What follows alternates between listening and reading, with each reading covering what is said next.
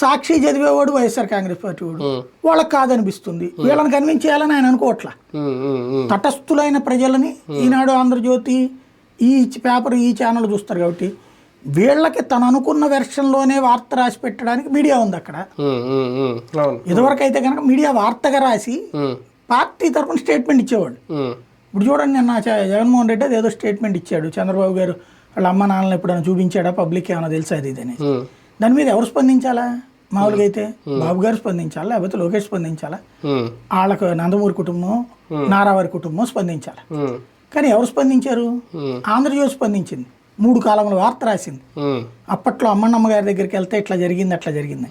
మరి అదే జ్యోతి నరేంద్ర మోడీ వెళ్ళి వాళ్ళ అమ్మ దగ్గరికి పుట్టినరోజు ఆశీస్సులు తీసుకోవడానికి వెళ్తే 5 కెమెరాలు, ఇదో పెద్ద డ్రామా అని రాసింది.